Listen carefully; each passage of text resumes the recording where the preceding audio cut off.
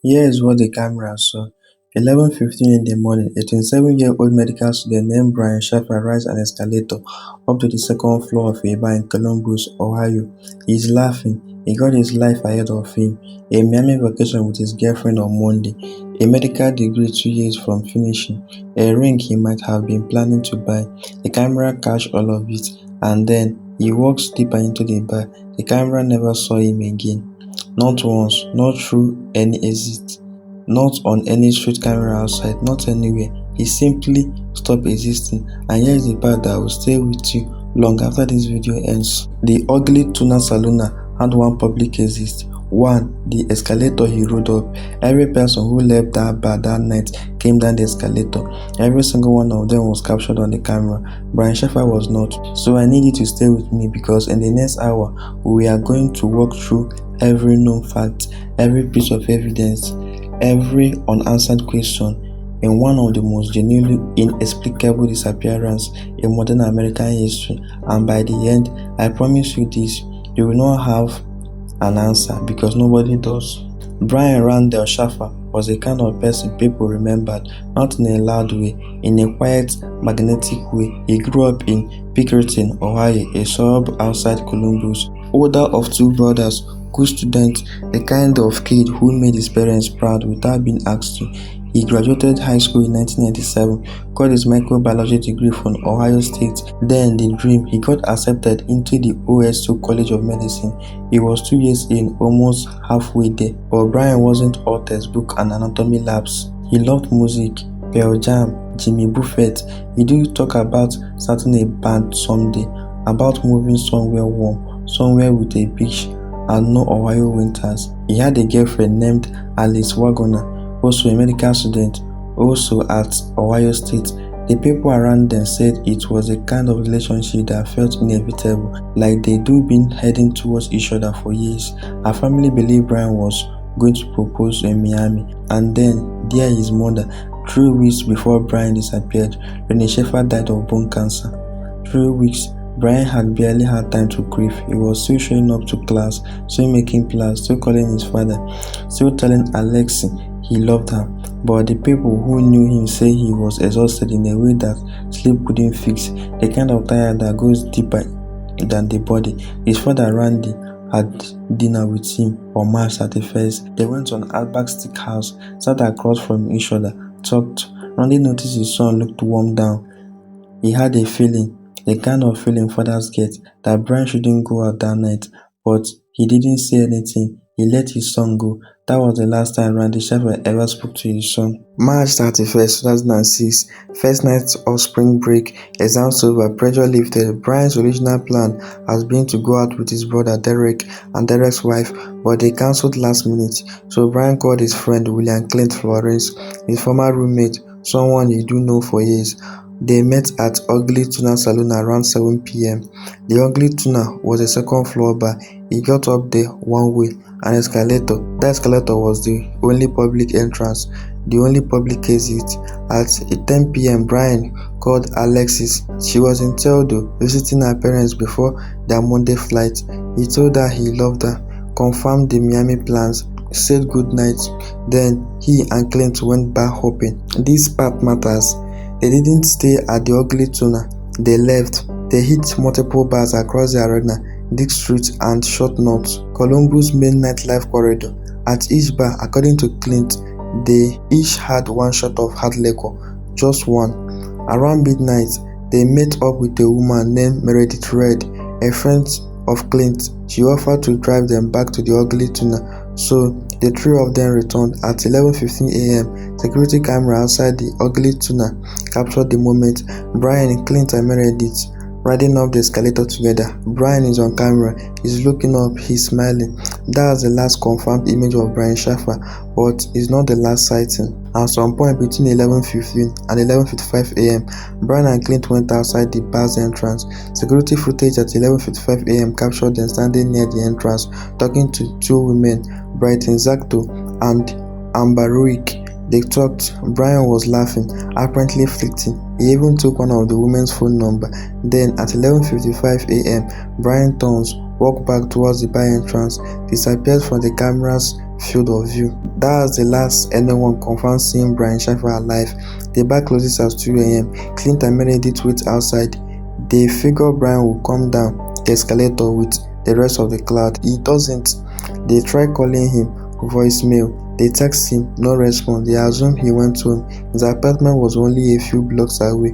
Brian had a habit of wandering off when he do been drinking, so they leave. Alexis tries calling him the next morning, voicemail. His dad Randy tries, voicemail. The weekend passes, nobody is deeply alarmed yet.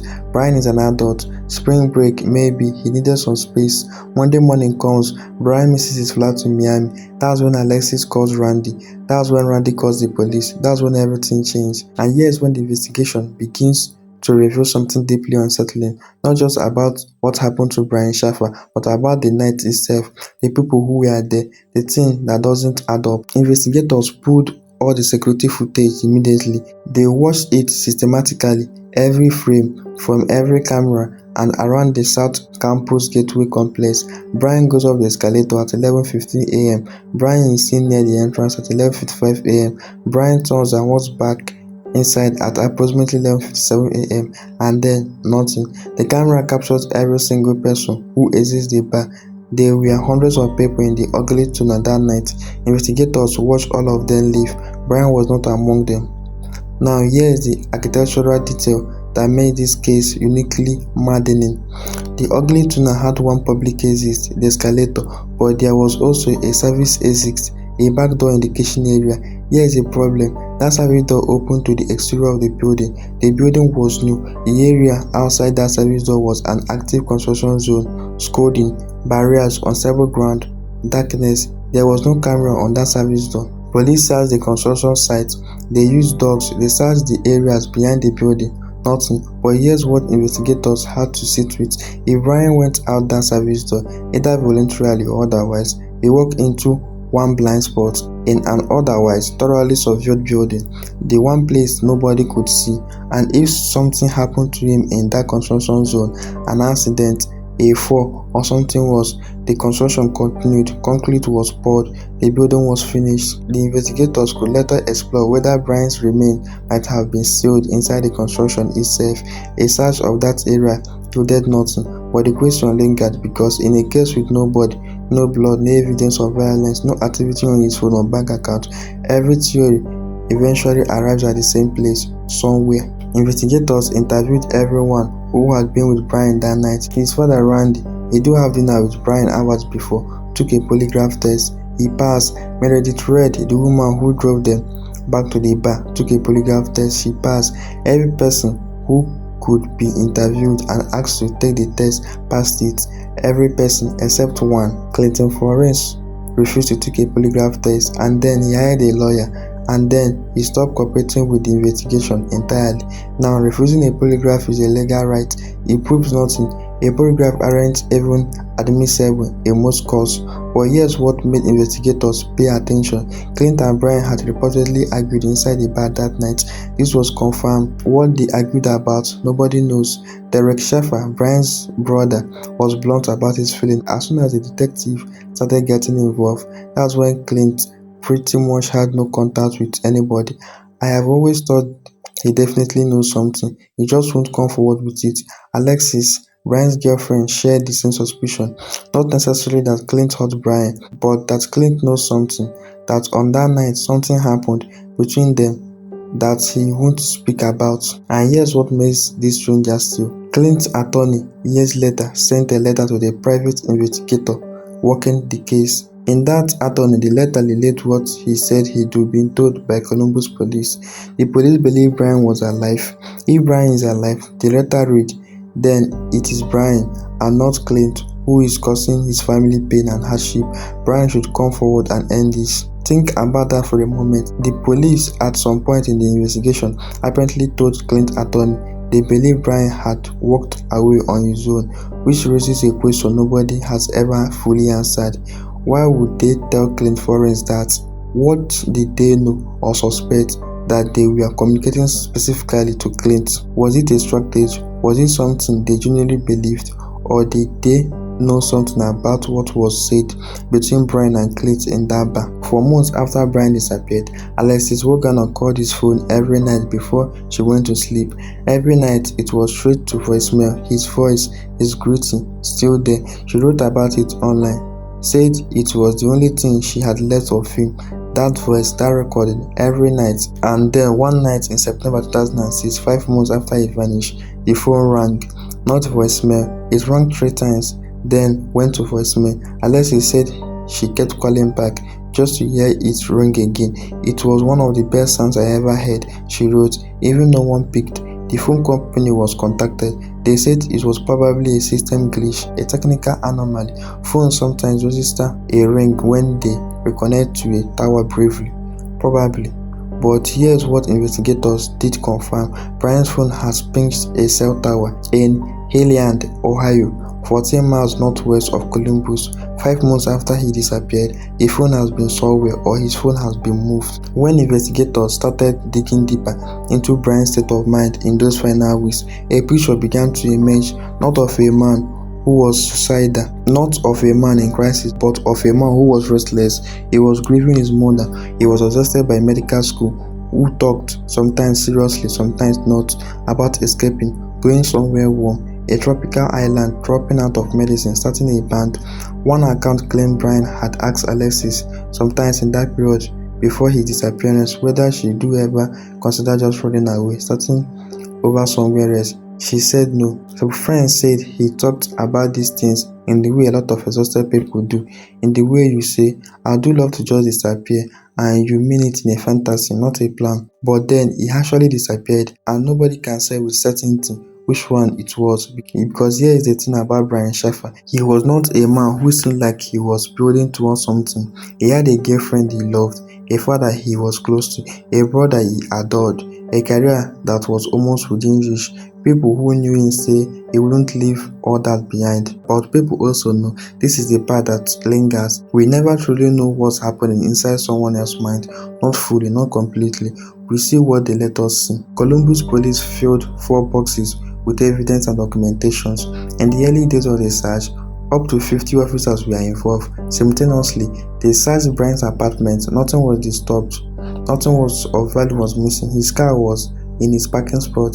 They interviewed over 100 people. Leads went nowhere. Sightings came in from across the country. Europe. Someone thought they saw Brian in Florida. Someone else in California. None confirmed. And the investigation hit a wall. Not a dramatic war, not a cover-up, just the worst kind of war. The kind where you have done everything right and still having nothing. Nobody, no crime scheme, no weapon, no motive, no confession, just a grainy elevator still, a bar nobody goes to anymore, and a family that spent years waiting for a phone that never rang again. The ugly tuna saloon are closed, the building still stands, the escalator is still there, and the construction site where Brian might or might not have walked into the dark. It is a finished building now, with floors and walls and permanent concrete. Randy Shaffer never stopped. After Brian disappeared, his father became the kind of person that grief made relentless. He organized vigils, printed flyers, did media interviews, drove across Ohio looking for nothing in particular, visited sidekicks, side with private investigators, gave everything he had to finding his son. His wife was already gone, his son was gone, his family had been reduced to two, Randy and Derek. In 2008, 2 years after Brian vanished, a tree fell during a storm. It struck Randy Shaffer and killed him, just like that, no warning, no chance to say goodbye, no answers, no closure. His obituary included a photograph of Brian. The words read, Brian, we love you, we miss you, we will never stop searching. Randy Shaffer died, still not knowing what happened to his son. His brother Derek is the only immediate family member still here, still asking, still waiting, still without an answer. Let me walk you through the theories, not the paranoid ones, but the supernatural ones, the ones that investigators and serious analysis have actually sat with. Theory 1. Brian left through the service exit intentionally. This is the most clinical, simple explanation. Brian walked out the back door into the construction zone and left on his own terms. Maybe he do have enough of everything, the grief, the pressure, the part he was on. Maybe the argument with Clint was the final thing. He walked out into the dark and kept walking. The cell tower pink in Highland, 14 miles away, could support this. his phone was moving or being moved. But if Brian walked away, why has he never resurfaced? No passports used, no bank account touched, no sighting confirmed. People who disappear on purpose almost always makes mistake eventually. They use an ATM, they contact someone, they get sick and go to a hospital. Brian Shaffer has never made a single mistake, not in almost 20 years. Theory 2. Brian had an accident outside the service exit. He was drinking, the construction zone was dark and unstable. Maybe he fell, maybe he hit his head, maybe his body ended up somewhere and was never found. Columbus has a river, waterways, drainage. A psychic once told Randy Shaffer to look in the water. Randy, desperate, paid attention. Police and investigators were more cautious, but the theory, an accidental death in or near water, a body never recovered, isn't impossible. It happened before, and it connects to something darker. Theory 3.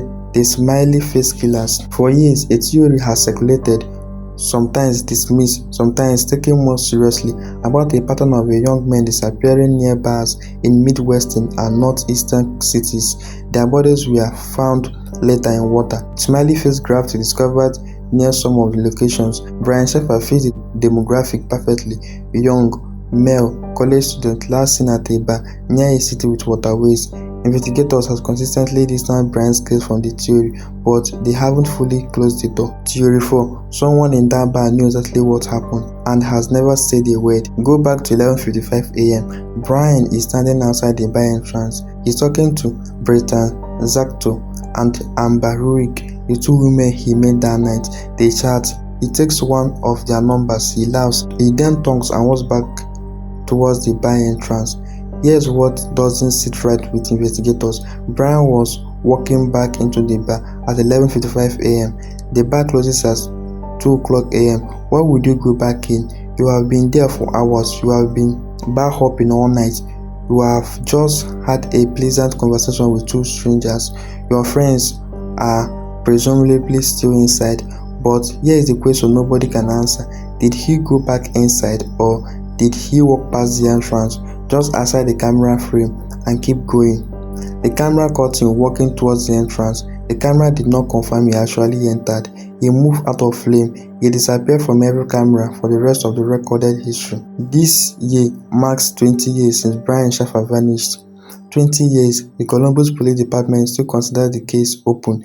Investigators has confirmed that in 2026, they believe someone right now has critical information of what happened. Someone out there knows. Detectives stated this year they may not have come forward for various reasons. We are asking that person to think about Brian's family. New techniques, cell tower triangulations, genetic genealogy, advances in forensic analysis has been applied to various aspects of the case. A basement search near the bar's original location was conducted. Nothing found, but the phone data, the ping from Healand in September 2006, has been re-examined with the modern tools. The analysis is ongoing, and the true crime broadcast called True Crime Garage recently announced that he had received a tip in early 2026 that stood apart from the thousands of tips the case has generated. A tip that includes detailed timeline references, specific names and information, and the host says that aligned with facts they had never made public. The tip is being examined by the investigators. It has not been confirmed. It has not led to an arrest, but for the first time in years, people close to this case are not ruling anything out. Alexis Wagner stopped calling Brian's phone after the phone company told her the September ring was like a glitch. She eventually stopped waiting for an answer. She moved on with her life as people must, but she left behind something that I think she deserves to read carefully. She wrote about calling the phone every night, going to sleep with his voicemail message as the last thing she heard. She wrote about the trail rings. She wrote, I kept calling it to hear it ring again, purely because it was one of the best sounds I ever heard, even if no one picked up. Think about what that means. 5 months after the man she loved disappeared, the man she planned to marry, the man who was taking her to Miami, the best thing she heard the most was the sound of a phone ring in an empty room. That's what an unsolved disappearance does. It doesn't end with an answer. It ends with a sound, a ring, a voicemail, a voice that's still there. even when the person is not. Let me tell you what we actually know. We know Brian Shaffer entered the Ugly Tuna Saloon at 11:55 a.m. on April 1st, 2006. We know he was last seen at 11:57 a.m. walking towards the bar entrance. We know the camera covered every exit. We know he was not captured on any of them leaving. We know his phone pinged a tower 14 miles away. 5 months later, we know one person who was with him that night has never agreed to take a polygraph test. We know that person's attorney once told investigators that police believe Brian was alive. We know his father died searching. We know his girlfriend spent months going to sleep with a voicemail. We know his brother Derek is still out there, still thinking about Clint Florence, still asking a question that has never been answered. Here's what we don't know: whether Brian walked out of that service door on his own into a dark construction zone 14 miles away and then simply kept going, whether something happened to him in that minute between 11:55 a.m. and 2 a.m. that nobody who was present has ever spoken about, whether his body is somewhere underwater, somewhere underground, somewhere sealed inside concrete, or whether Brian Shaffer is still alive somewhere, a different name, a different city, sitting with a secret so heavy it can never be put down. The Ugly Tuna Saloon doesn't exist anymore. The escalator is still there, security cameras still watch it, and somewhere in Columbus, in Hilland, somewhere in the country, someone knows something. The police have said it this year. 20 years later, someone knows. So here is the question I will leave you with: a bar, hundreds of people, cameras on every exit, and one man who never left, or left so perfectly, so completely, so without a trace, that 20 years later nobody can tell the difference between the two, which is worse, that someone made him disappear or that he made himself disappear and chose never to come back.